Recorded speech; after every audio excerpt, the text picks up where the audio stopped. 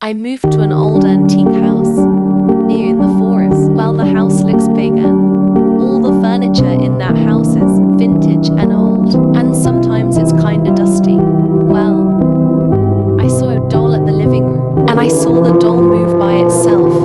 Well, at first, I thought it was the wind, so I closed the window so that it won't creep me out.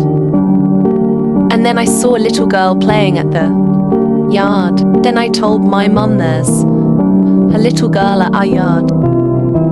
Then she checked and said there's no one there. Well, maybe she is hiding somewhere.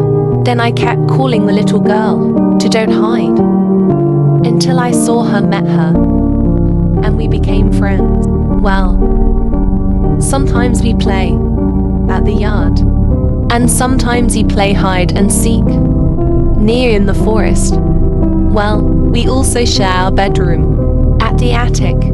She told me everything. She said that she lives here, and I don't know where's her parents are, so I treat her like a sister. Well, in the middle of the night, we could hear door banging noises, and my brother and sister thought it was me.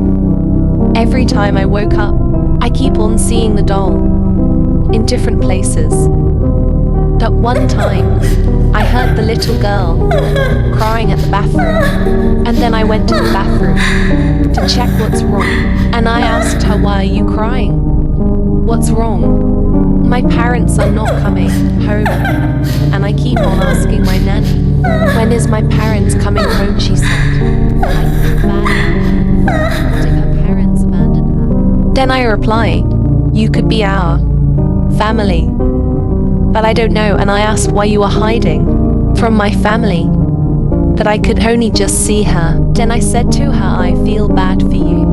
And then suddenly I heard the door open. Then my big sister came and caught me talking to her. She said, "Who are you talking to?"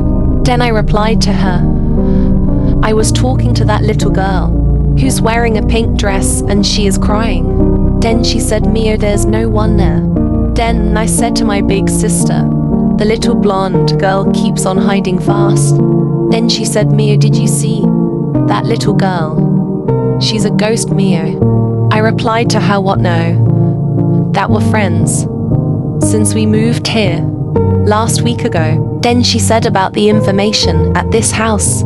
My big sister said a long time ago, there was a little girl.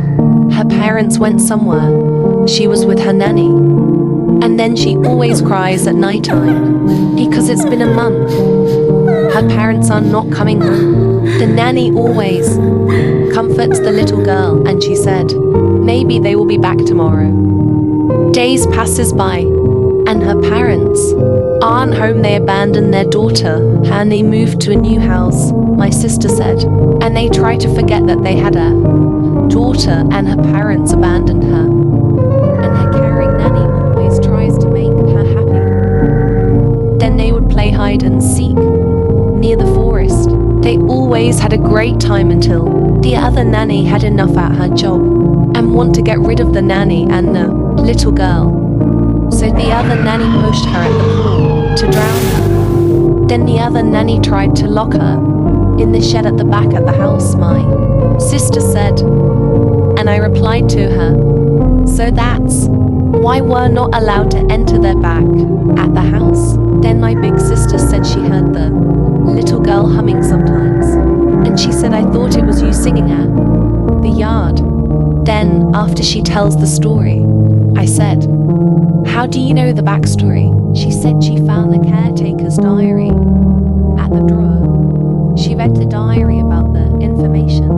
Then I asked my big sister why we bought this house.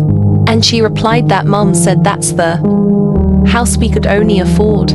Months passes by, and we moved out at the house.